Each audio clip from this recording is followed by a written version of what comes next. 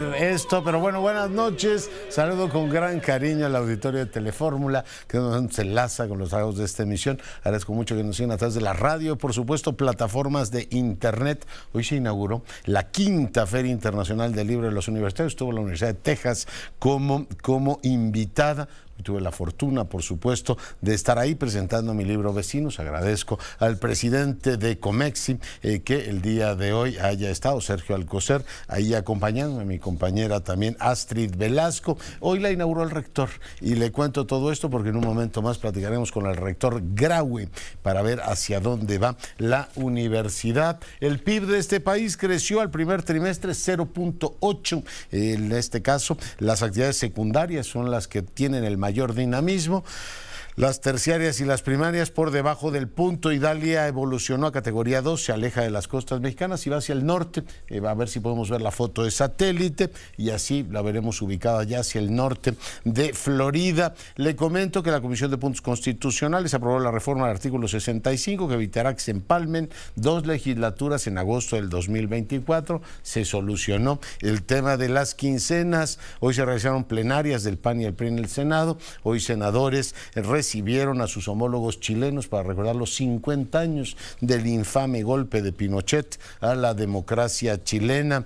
Por supuesto, siguen los dimes y diretes del caso Beatriz Paredes. Ella dice que no va a declinar, Hace un ratito platicaba con Alejandra Latapí, me decía que está todo listo. El domingo estarán las boletas y las casillas instaladas para que la gente que quiera participar en ese proceso lo haga. Por supuesto, hay incertidumbres sobre si se bajará o no Beatriz Paredes ante el proceso. De cualquier manera, el comité ha hecho la parte técnica, mucha conversación sobre el particular. Dante Delgado reitera que Movimiento Ciudadano no se unirá al Frente Amplio, que irán solos. Marco Cortés respondió que pues el Frente Amplio quiere una alianza con Movimiento Ciudadano, si viene Dante bien y si no, irá directamente con los liderazgos del partido. Le comento que, bueno, pues el embajador de México ante Naciones Unidas dio su último discurso allá en Nueva York. Se reintegra la vida universitaria a partir de septiembre. En este caso habló sobre los tratados, la prohibición completa de ensayos nucleares y la prohibición de armas nucleares. En un momento más le presento un fragmento de su intervención. Además le informo que el GRULAC endosó la candidatura del embajador Gómez Robledo, que es también uno de los representantes de México ante Naciones Unidas para la Corte Internacional de Justicia. El gobernador Alfaro informa que sí se distribuirán los libros de texto en Jalisco. El presidente dice que también se solucionó ya el tema del Estado de México, por tanto también se van a distribuir allí. Le comento en otros temas que Lula, el presidente de Brasil, reitera en este caso aspiración de Brasil de tener un asiento permanente en el Consejo de Seguridad de Naciones Unidas, y ante la decisión del Tribunal Electoral de Guatemala de, en este caso, inhabilitar al partido Semilla, el partido del presidente electo, hay pues no solamente inquietud en el ámbito hemisférico. La Organización de Estados Americanos ha emitido ya un comunicado sobre el particular inquietud con lo que ocurre institucionalmente en Guatemala. Pausa, estamos de regreso en un instante. Comentaba que hoy el rector Graue inauguró la quinta Feria Internacional del Libro de las Universitarias y Universitarios en el Centro de Exposiciones del Congresos de la UNAM, ahí en Avenida de Limán. Una feria que quizá había sufrido un poquito con la pandemia, pero hoy le comentaba que además tuve la fortuna de presentar el libro Vecinos ahí, que coeditó Turner y el CISAN, Centro de Investigación sobre América del Norte de la UNAM, y la vi con una vitalidad extraordinaria, con una presencia estudiantil, pero por supuesto también editoriales de prácticamente todas las universidades del país, por supuesto varias de Iberoamérica, y la invitada es la Universidad de Texas. Es una prueba, rector Graue, de la vitalidad de nuestra máxima casa de estudios. Muy buenas noches. Sí, buenas noches, doctor Curcio, ¿cómo estamos? Feliz. Gracias por tomarte estos momentos para reportar algo del quehacer universitario como fue la FILUNI. Efectivamente fue un gran placer poder inaugurar.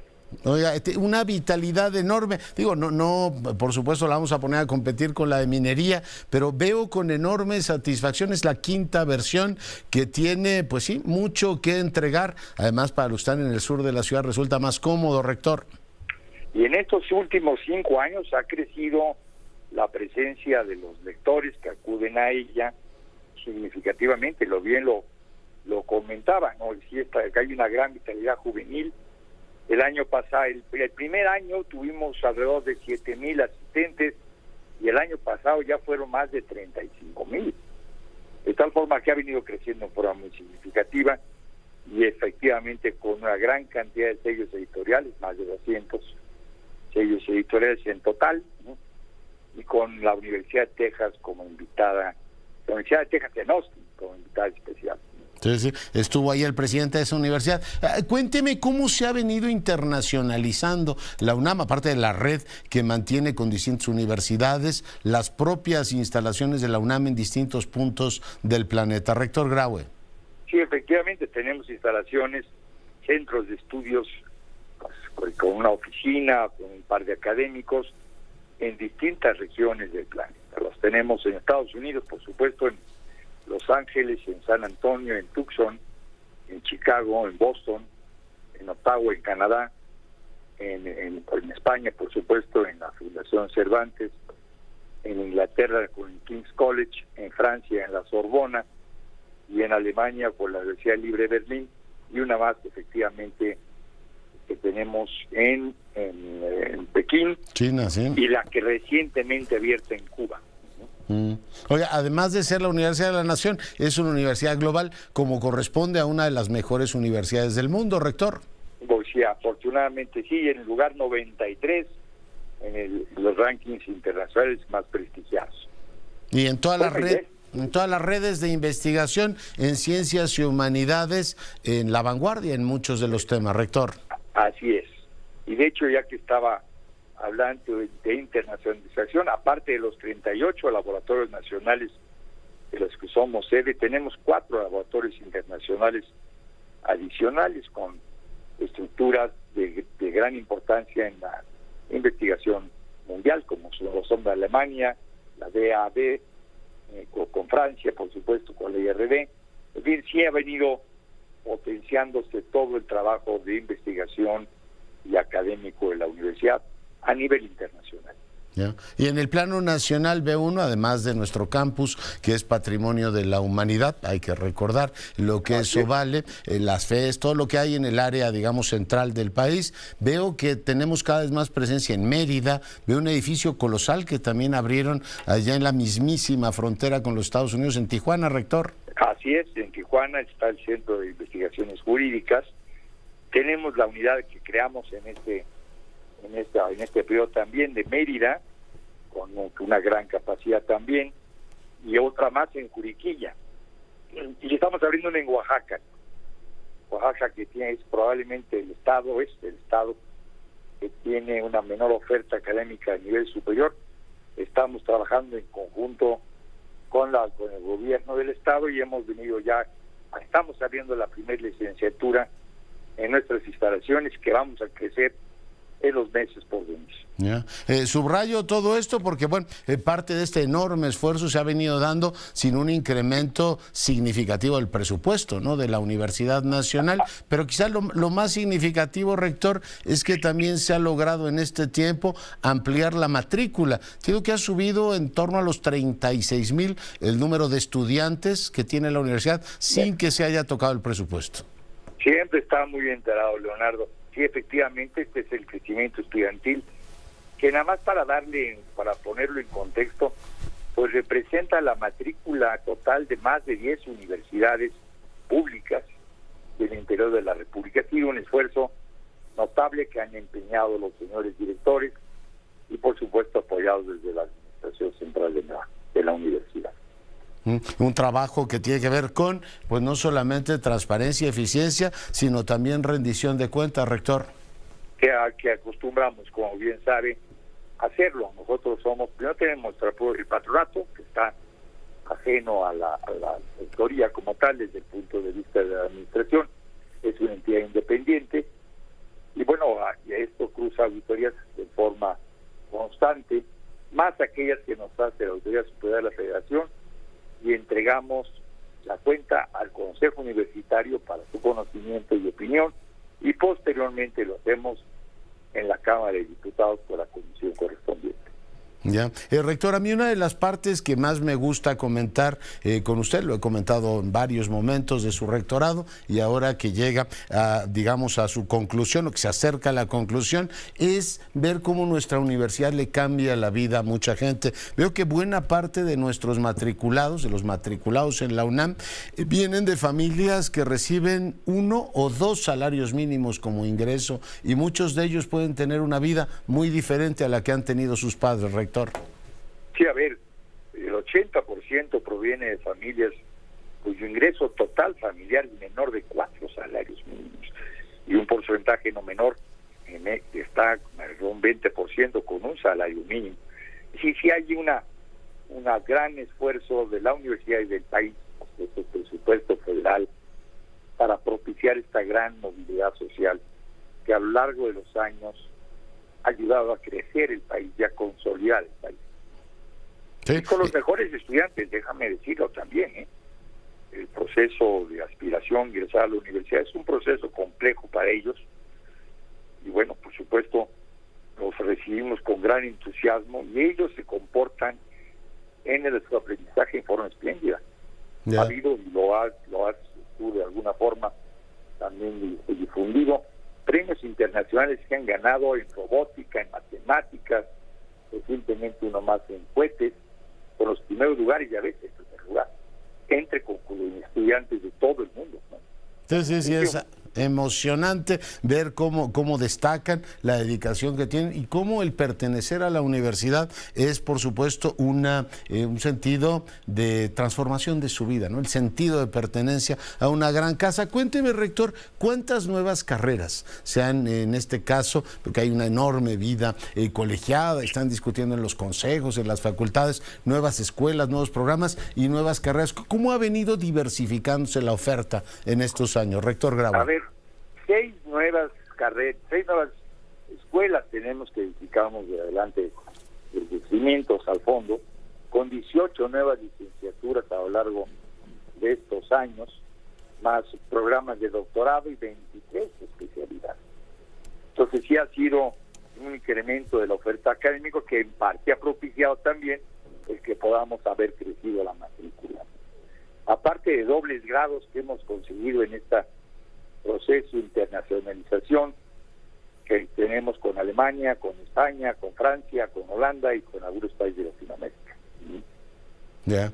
Yo pude ver en primera persona cuando se dio la reunión de rectores allá en Valencia, reuniones de Iberoamérica, lo que pesa México, lo que pesa la UNAM y lo que pesa usted, rector Graue. Estamos hablando, bueno, lo vi yo tal cual, veo el reconocimiento enorme que se tiene en el mundo universitario de toda Iberoamérica a lo que ha hecho la UNAM en estos años. A ver si tenemos una muy buena presencia nacional e internacional. Yo creo que la universidad es respetada en todos lados de América y por supuesto también en Europa, particularmente en el área iberoamericana. Eso del peso del rector, y espero que no te refieras a mi peso en kilogramos. No. También, ahora que algún libro de texto confundió peso con masa. No, me refiero al peso del rector Graue, que es un hombre tremendamente reconocido. Además tiene usted un don muy particular. Habla cuando tiene que hablar, rector. ¿Eso le nace naturalmente o eso lo aprende? Hay una especie de academia de rectores. No, nadie estudia para rector. Hablamos cuando yo creo que tiene que tener presencia la universidad o resolver con claridad asuntos que se dirimen en él. Y lo hago con mucho gusto, con mucha energía, con todo el entusiasmo y convicción de que las cosas que hacemos, las hacemos por el bien de la universidad, por el bien de la educación y por el bien del país, por supuesto. Decía el peso de México, de la UNAM y el suyo, porque a veces siento que hay una voluntad como de reducir el peso de la UNAM en algunos sectores. Me resultó reconfortante como universitario ver que el legislativo hizo un reconocimiento muy sentido a su persona y a su gestión, rector, pero siento que en otros sectores como que no se le da a la UNAM o irrita el reconocer lo que la UNAM significa para este país. Yo espero que no sea así, Leonardo, ¿no? A veces ha habido disensos sobre la actividad universitaria, pero yo creo que todos aquilatan el trabajo universitario bien y se ha mostrado en los presupuestos que han llegado a la universidad que han sido suficientes para nuestro quehacer universitario. Ya. Oiga, viene el proceso de sucesión de rector. Decía usted que hay piso parejo. ¿Hay necesidad de reiterar eso, rector? Pues es que algunas voces han insinuado que no lo hay, pero por supuesto que hay piso parejo. Que por cierto es funcionario universitario el que lo dijo, ¿no? Por cierto, ¿no? Por cierto fue el que primero comenzó la campaña, así que si por algún lado está dispar, puede ser por ese ciclo. Ya. No, a ver, yo creo que los candidatos, incluyendo, por supuesto, el que estamos comentando, los candidatos y candidatas he escuchado pueden llegar a pretender, entregarán, y algunos están entregando ya, sus proyectos de trabajo, son todas y todos espléndidos. Yo, como bien decías, ya estoy en este último tramo y estoy muy satisfecho de lo logrado y de quienes están aspirando a dirigir a nuestra universidad. Ya. Uno de los temas importantes, su rectorado, además de cómo se gestionó el tema de la pandemia, fue también, nos tocó en una época muy complicada del país, tratar todo esto del Me Too y la relación entre hombres y mujeres, que en la universidad era un tema soterrado, pero que durante su administración ha adquirido una enorme relevancia, rector. Se ha visibilizado, ¿no? Todavía nos falta mucho más por hacer en ese sentido, pero sí, a ver, primero creamos los protocolos, los adherimos al C4C internacional, hicimos las modificaciones para crear un tribunal universitario paritario, creamos la coordinación de igualdad de género. Hoy en día el 50% de las directoras y directores de institutos, el 50% de los directores de institutos son directoras, lo cual habla de esta igualdad alcanzada. Y bueno, el 8 de lenguaje incluyente también, ¿no? Nuevas claro, políticas de acercamiento entre profesoras y estudiantes. Son muchas cosas, rector. Sí, indudablemente. Hemos hecho, pero todavía hay más por hacer. Hay que erradicar por completo la violencia de género, que es una lacra de nuestra sociedad y de muchas otras sociedades, pero que en la Universidad de China se está. No hay techo de cristal para una rectora. No hay techo de cristal, por supuesto, puede haber una rectora. Ya. Pues rector Graue, no sabe cuánto le agradezco el tiempo, por supuesto que a lo largo de estos años haya tenido la atención de efectivamente concedernos entrevistas para contarle a nuestro auditorio cómo evoluciona la universidad. Muchísimas gracias, Leonardo. Y ahora sí te voy a hablar de ti. Muchas gracias por todo este tiempo. No, gracias a usted, rector. Ha sido usted un gran rector de nuestra casa. Le mando un gran abrazo. Gracias, Leonardo, una vez más. Gracias, el rector Graue, hoy conversando con usted. Y bueno, pues hoy me enlazo, y para fortuna mía, hoy es un día de grandes personalidades en este espacio, con el senador Insulza. Senador, ¿cómo está? Buenas noches.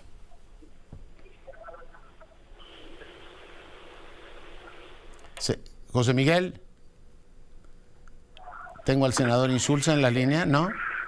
Buenas tardes, ¿qué tal? ¿Cómo está? Senador, encantado de recibirlo. Oiga, pues recordando lo que ocurrió hace 50 años en Chile, y bueno, pues me encantaría que nos comentara su lectura de qué hemos aprendido todas estas 5 décadas y lo que ha significado para México y para Chile aquel episodio.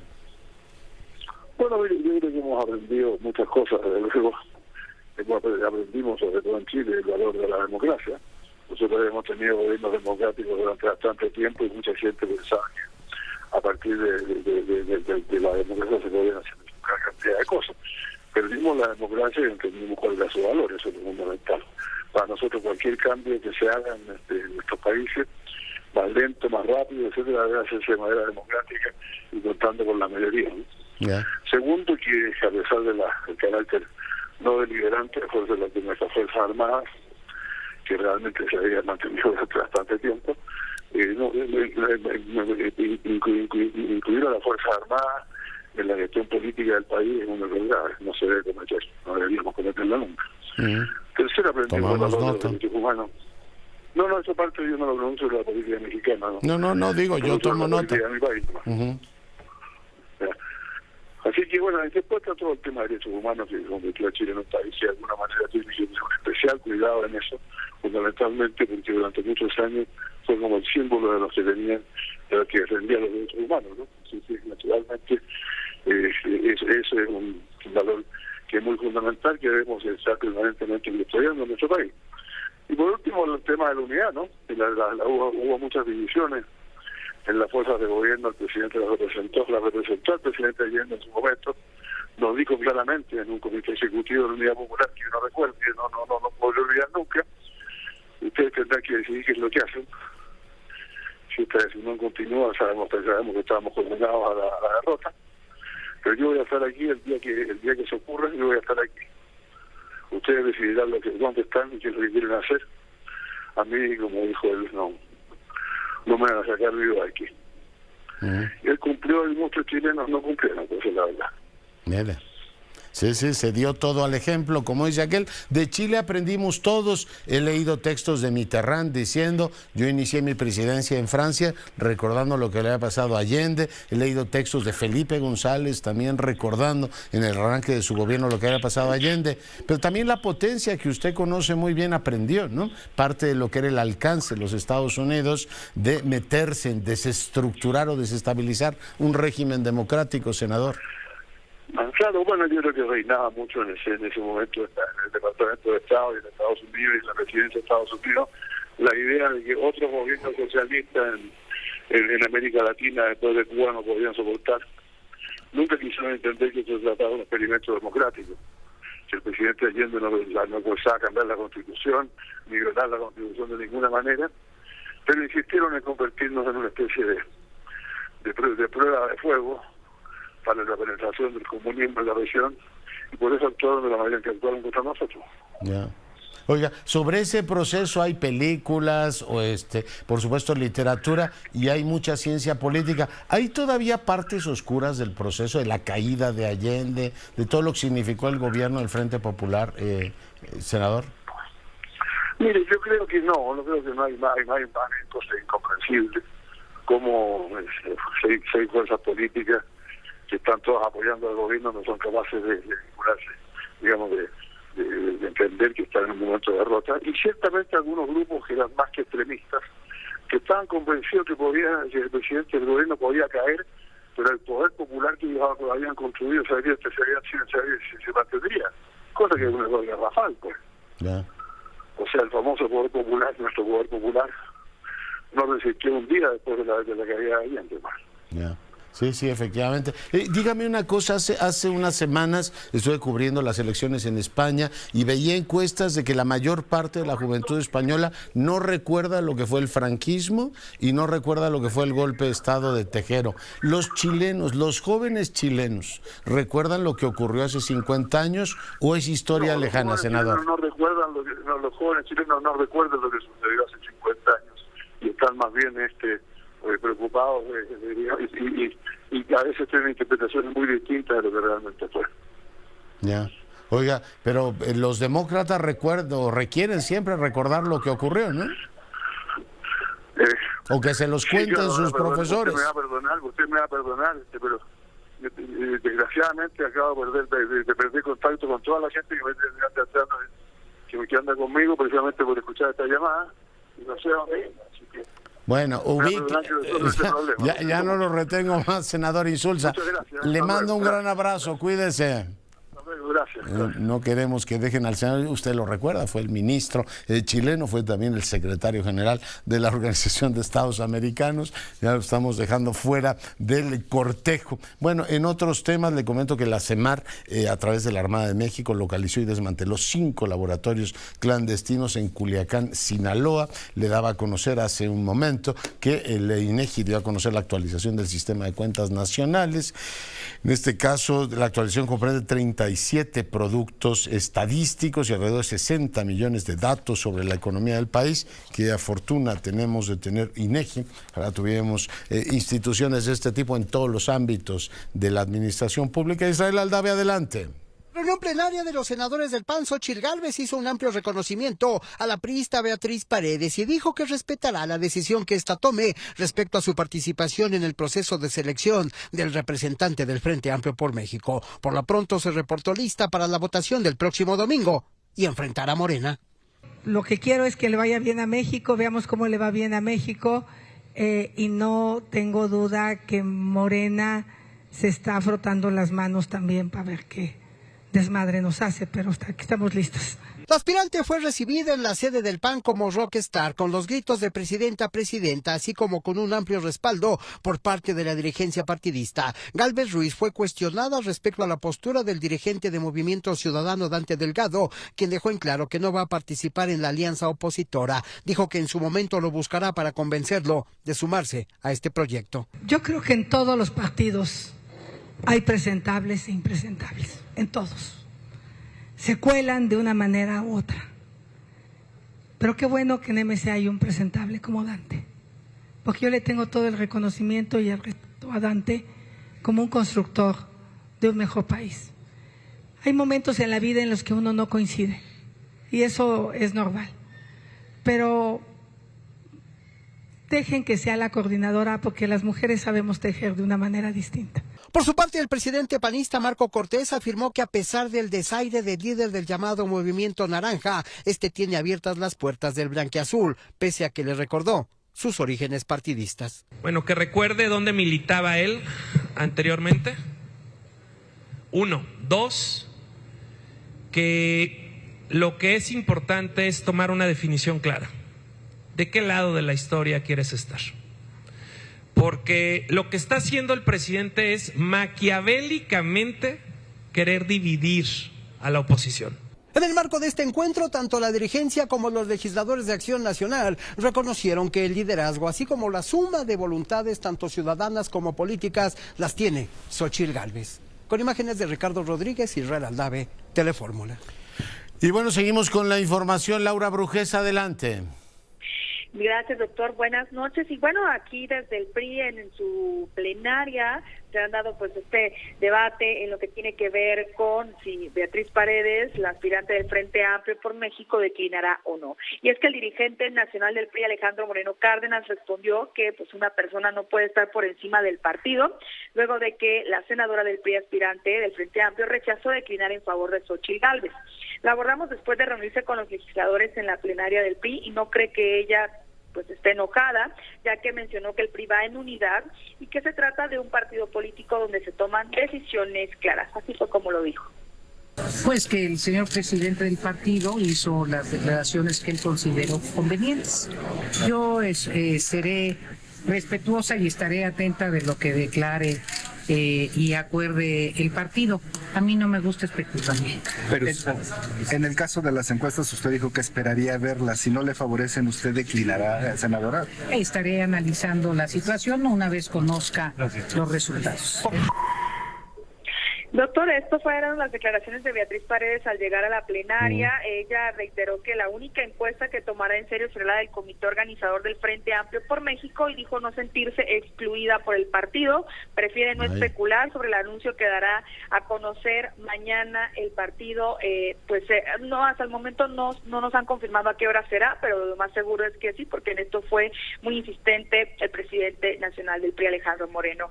Y bueno, sobre los legisladores PRI, hubo una conferencia en la mañana y en palabras del coordinador del PRI en Cámara de Diputados, Rubén Moreira, aseguró que nadie le ha pedido a Beatriz Paredes que decline en favor de Xóchitl, pero las encuestas son las que deciden y pues estarán dispuestos a respaldar la decisión que tome la dirigencia nacional. Qué falaces, ¿eh? Bueno, Laura, pues muchas gracias. Pues sí, las encuestas cuando salgan, ¿no? Que le digan, oiga, pues ganó Xóchitl, pero ¿por qué le tiene que cantar? ¿Por qué tiene uno que morirse antes de morirse, no? La derrota se da con se da. Qué falta de consideración con Beatriz Paredes, qué falta de pulcritud en el manejo político. En este caso, pues podía concluir perfectamente el proceso y decir, bueno, hubo tantos votos en la primaria esta que van a hacer, en la consulta, las encuestas fueron tantos, bueno, es Xóchitl Gálvez. ¿Por qué tienen que darle esa sensación de humillación a una persona que le ha dado pues brillo a su partido, le ha dado espectacularidad? Digo, ya la quisieran para un fin de semana, todos esos que están opinando de que se tiene que declinar, ya la quisieran para un fin de semana tener su oratoria o profundidad. Una sensación de maltrato. Supongo que también tiene que ver con que es mujer, ¿no? Con que es mujer, ya que se baje, las encuestas no le favorecen, pues tampoco le favorecen al presidente nacional del PRI y por eso se va. Se acuerda que se lo preguntamos después de la elección del Estado de México, pero él ahí sigue. Vamos a hacer una breve pausa, volvemos. En un instante platica con usted. Antes quiero que escuche un fragmento del discurso del embajador de la Fuente, es su último discurso ante la Asamblea de Naciones Unidas. Escuche. No tenemos otro camino. La comunidad internacional debe avanzar en la construcción de un mundo más seguro, fincada en el derecho y la cooperación internacionales y no en la inaceptable amenaza del uso de la fuerza, menos aún en la amenaza de las armas de destrucción en masa. Finalmente, mi país, convencido de la necesaria complementariedad de los instrumentos que forman parte del régimen internacional de no proliferación y de desarme, invita a todos los estados que aún no lo han hecho a firmar y ratificar el Tratado sobre la Prohibición de Armas Nucleares, cuya segunda reunión de estados parte tendrá lugar aquí en Nueva York a finales de noviembre de este año y tendremos el privilegio de presidir. Bueno, pues ese fue el discurso del embajador de la Fuente y ya está en el estudio Edna Jaime. Mi querida Edna, ¿cómo estás? Bien, Leonardo, ¿tú cómo estás? ¿Cómo está la decana? La decana está un poco agotada en su primer mes de trabajo, ¿no? Es reconociendo el terreno, los jugadores, y espero meter muchos goles. Te veo una sonrisa que dice mucho más que otra cosa. ¿De qué vamos a platicar hoy? Leonardo, se abrieron las puertas del Pleno del INAI. 4 comisionados, nada más, pero pues me parece un signo muy valioso. Los resortes institucionales del país que controlan el poder están funcionando. Fíjate que cuando estaba yo pensando en celebrando que el INAI estuviera sesionando de nuevo, pensé en una película, a lo mejor tú la viste, y si no, te la recomiendo, se llamaba Corre, Lola, corre. Me acuerdo. Corre, Lola, corre. Es una película alemana que me encanta porque tiene distintos desenlaces. Lola tiene un novio al que tiene que salvar de una situación complicada, y se presentan distintos escenarios en la película, y por fracción de segundos, Leonardo, porque si pasa un perro y Lola se le atravesó algo, no llega a salvar al novio. Entonces, pensé en todos los escenarios que pudieron haber sucedido respecto al INAI, pero también respecto a la reforma electoral, y pensé en este suceso, como en la película, que hizo que la historia pudiera cambiar. ¿Qué fue? Pues a lo mejor la denuncia de plagio de Yasmín Esquivel. O sea, el que se reconfigurara el liderazgo dentro de la Suprema Corte, me parece que la revivió como instancia de control constitucional, y la que nos está permitiendo contar otra historia, Leonardo. Imagínate continuidad después de la presidencia del ministro Saldívar, que Yasmín Esquivel hubiera llegado a la presidencia, como existió ese escenario. Sí, existió. Lo que nos hubiera sucedido, Leonardo, en términos de reforma electoral, el INAI estaría cerrado, a lo mejor se estaría desmantelando el INE. Entonces, pues me parece muy relevante traer la reflexión, porque si no podemos estar sujetos al azar. Sí. No, veré, por supuesto, la película, pero la reflexión es muy útil, ¿sí? La película es fantástica porque sí nos pone frente a la realidad, ¿no? De cómo pequeños cambios, pequeños sucesos hacen que las cosas sean muy distintas. ¿Qué me preocupa? Pienso que todavía estos resortes funcionan y todavía cosas del azar pueden hacer funcional a la Corte, pueden abrir las puertas del INAI, pero pienso que hay un punto de inflexión, Leonardo, donde se puede debilitar estructuralmente a las instituciones y entonces ni el suceso más afortunado nos salva el pellejo. Y me preocupa la embestida sostenida del presidente contra el Poder Judicial. Ahora son recursos. Que no hay día que no les pegue, ¿no? Durísimo. Hoy a los llamó jueces. cínica a la presidenta de la Suprema Corte. Es una cosa muy extrema, extravagante. Es extravagante, o sea, es... Leonardo, descortés, inapropiada y desconsiderada. O sea, para mí es una extravagancia ya. Con todo respeto, eso sí, es una cínica. Con todo respeto también digo que me parece ya un extremo. Piensan recortar entre 19 y 30% el presupuesto del Poder Judicial. No es improbable que se apruebe. Efectivamente, dice el presidente, el presupuesto que el Poder Judicial presente se manda a Cámara de Diputados, pero ya el diputado Mier dijo que se estaba analizando recortar. Sí, claro, digo que lo estaban amenazando. Una tusada al copete de privilegios, dice el presidente, ¿no? Tiene fideicomisos el Poder Judicial para distintas cosas, Leonardo. Todas tienen una explicación. Y el presidente desde hace mucho tiempo le trae ganas a esos fideicomisos. Entonces, sí creo que ya no pudieron dejar cerradas las puertas del INAI, a la Corte, pues... O sea, el mejor de los mundos se les acabó. Pero sigue pendiente la inacción del Senado, porque la Corte dijo, aquí me dijo el ministro, sí, mientras no nombren, seguirán despachando así, ¿no? O sea, el Pleno podrá seguir funcionando así. Pues el Pleno sigue habiendo una anomalía. Sigue habiendo una omisión por parte del Senado, importantísima, y es evidente que después de estar cerrado el Pleno por tanto tiempo, hay un cúmulo de asuntos pendientes de resolver, de recursos de revisión en el INAI. Pero por regreso al tema, y ya con esto cierro, Leonardo, presupuestal, creo que es muy importante que las instituciones cuenten con los recursos para poder trabajar. La Suprema Corte del Poder Judicial quizá pueda tener algún tipo de reserva en estos recursos, pero sí pensar cómo blindamos a las instituciones, cómo las fortalecemos. Y sí creo que hay el componente presupuestal es muy importante, Leonardo. Pensar en un mecanismo.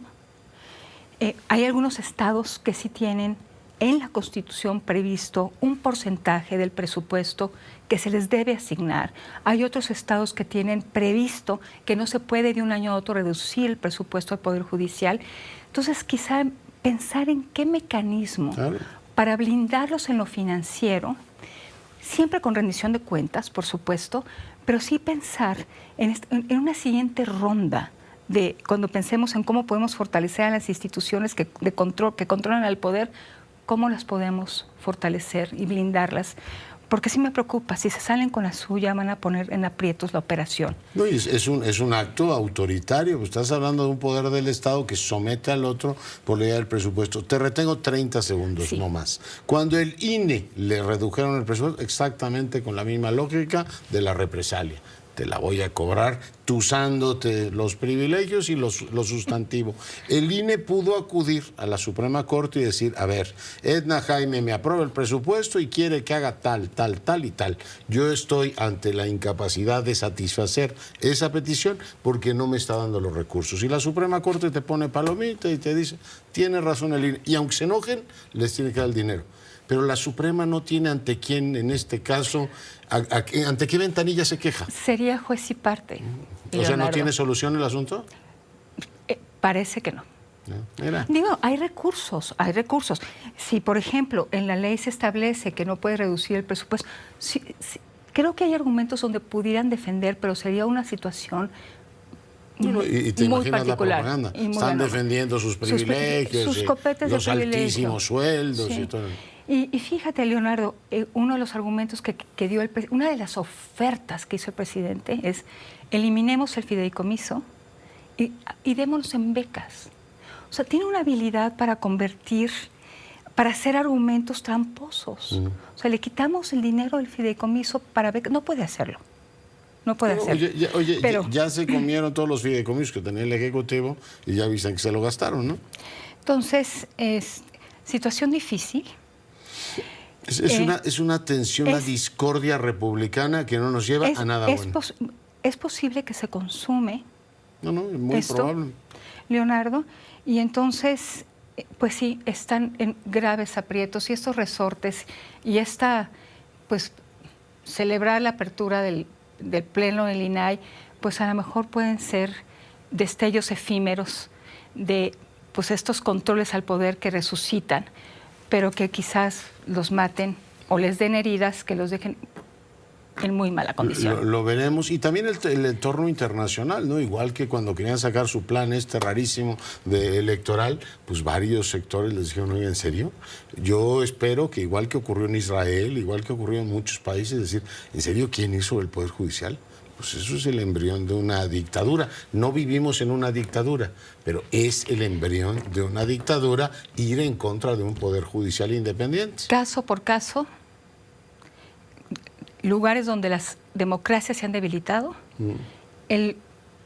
han atacado al Poder Judicial. Es la condición sine qua non para debilitar un régimen democrático, un régimen constitucional y un esquema de rendición de cuentas y de división de poderes, Leonardo. Edna, como siempre, un placer tenerte con nosotros. Lo mismo digo. Muchas gracias. Edna Jaime, hoy para fortuna nuestra, conversando con usted, tema importantísimo que pone sobre la mesa. Y me enlazo ahora con el doctor Crespo, mi compañero en Primer Plano y también en el Universal. José Antonio, ¿cómo estás?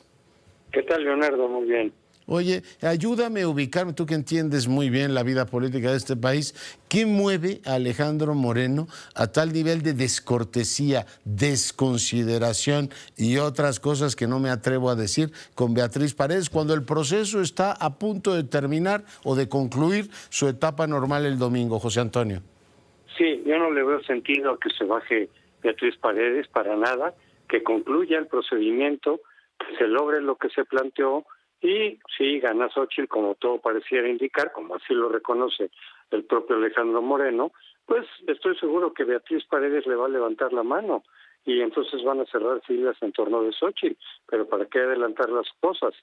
Yo tengo la impresión de que tanto PAN como el PRD empezaron a presionar a el PRI a que le dijeran a Beatriz que se bajara para ya garantizar, y por esos temores de que quién sabe qué iba a ser las estructuras del PRI en la consulta del domingo, algo de lo que se estuvo hablando los días previos, al conocer que en una de las encuestas, en la domiciliaria, Beatriz estaba a solo 3 puntos de distancia de Xóchitl Gálvez, aunque en la telefónica habían 33 puntos de distancia. Pero yo creo que todo eso generó esa presión, porque fíjate que yo fui el jueves al foro en Guadalajara, y ahí, pues bueno, ahí se notaba que la gente que está metida ahí con los partidos y demás, sí se hablaba de una presión fuerte sobre Beatriz. De lo contrario, no se explicaría que el sábado, en el último foro, Beatriz dijera, yo no me bajo, yo me quedo hasta el final. Es porque está siendo presionada. Pero ahora, bajo la presión del PRI, pues yo creo que tiene que ver con algún acuerdo, algún arreglo del PRI con los demás partidos. O de manchar el proceso, Crespo. Porque a mí me suena más a que están... Digo, iba bien el proceso. Yo creo que Beatriz Paredes, salvo que tú me digas lo contrario, le dio nivel, debatió. Digo, yo decía, ya quisiera el PRI de Moreno tener varias Beatriz Paredes para andar por casa, ¿no? Bueno, ahí la tiene. Iba compitiendo, el proceso iba bien y de pronto, pumba, le metes para afianzar la tesis del presidente de que ya hay un acuerdo para que sea Xóchitl. Pues solamente que tuviera un acuerdo Alejandro Moreno con López Obrador, que esa es la otra hipótesis que se maneja. Yo no la creo, porque no le conviene al PRI manchar el proceso. Yo pues creo ya que lo manchó, Crespo. Lo está manchando, pero la pregunta que es ¿cuál es la razón? Yo no creo que lo esté haciendo con ese propósito. Porque al PRI lo que le conviene, salvo que de veras haya un acuerdo con López Obrador por alguna razón, yo no lo creo, pero mucha gente sí, pues al PRI le conviene ganar con el frente, es decir, no importa que no sea su candidata del partido, si es Xóchitl la que puede ganar, pues cerrar filas, como ya lo ha dicho el propio Alejandro Moreno, para que gane el frente, y en esa medida el PRI gana. El PRI vuelve a ser parte de un gobierno de coalición, gana puestos importantes en el gabinete. Yo no le veo la racionalidad de que el PRI meta la zancadilla al proceso del frente. Además es ridículo el argumento, dice, las encuestas no le favorecen. Yo recordaba, a Alejandro Moreno le comenté después de las elecciones del Estado de México, ahí no solo las encuestas, las elecciones no le favorecieron y él no se va, José Antonio, pero muy bueno para repartir en este caso lecciones a Beatriz Paredes de lo que hay que hacer.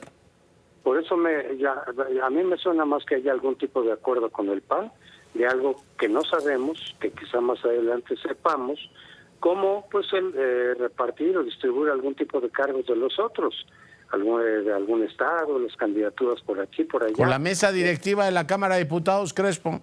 Por ejemplo, puede ser, pero que a cambio de eso, el PAN y el PRD, porque eso sí me consta, que la semana pasada PAN y PRD estuvieron presionando a Beatriz para que se saliera, eso me consta, y por eso la respuesta de Beatriz el sábado, que le hayan dicho a Alejandro Moreno, oye, dile ya a Beatriz que se baje, y entonces cumplimos los acuerdos que tuvimos, que repito, no sé. Pero que te lo pida el PRD, Crespo, que te lo pida el PAN, que te lo pida Fox, vaya y pase, pero que tu partido te descobije de esa manera es verdaderamente mala entraña, ¿no? Yo estoy totalmente de acuerdo contigo, pero la razón de eso me parece que tiene que ver con algún tipo de negociación con el PAN. Y el PAN está presionando a Alito para que le diga a Beatriz que se baje. Yo espero que Beatriz sea la mujer fuerte y valiente que siempre ha sido, que no se va a dejar manejar por hombres de ningún partido, ni siquiera de su propio partido, y que, como lo ha sugerido también estos días, va a llegar hasta el final. Eso es lo que tiene que hacer, eso es lo mejor para el frente y para ella misma también, porque quedaría en una posición más digna. Ahorita le preguntaba a Alejandra Latapí, que está en el comité organizador, oye, y si se baja Beatriz, ya como para qué tienen todo el, digamos, despliegue que iban a tener el próximo domingo, la consulta. Sí, yo estoy de acuerdo en que no tendría sentido. No sé qué te haya respondido ella. Esto, que ellos seguían preparándose, claro. Sí, claro, tienen que seguir preparándose porque mientras no haya nada definitivo, pues tienen que tener todo listo. Pero en caso de que efectivamente Beatriz dijera mañana o pasado yo me voy, pues ya no tendría sentido todo eso y se perdería una buena parte del sentido que tuvo este método, de esta innovación de tener una participación directa de los ciudadanos, de inyectar una legitimidad ciudadana al propio proceso, y a quien que resulte ganadora, que será Xochitl seguramente, se perdería todo eso. Y a mí me parece que es un error de los partidos que están provocando esto. Tanto el PAN como el PRD, incluido el PRI, están desperdiciando algo que costó mucho trabajo construir y que está por salir bien. De aquí al domingo eso puede salir muy bien. Sí, parece que no quieren que eso ocurra y se están esmerando en ensuciarlo. Crespo, te mando un abrazo y seguimos en contacto. Con mucho gusto, Leonardo. Hasta luego. Saludos, José Antonio Crespo, observador de la vida política de este país. Con esto nos vamos. Yo soy Leonardo Curcio. En nombre de todo el equipo le agradezco su preferencia. Siga en nuestras frecuencias y sea rabiosamente feliz. Se lo merece.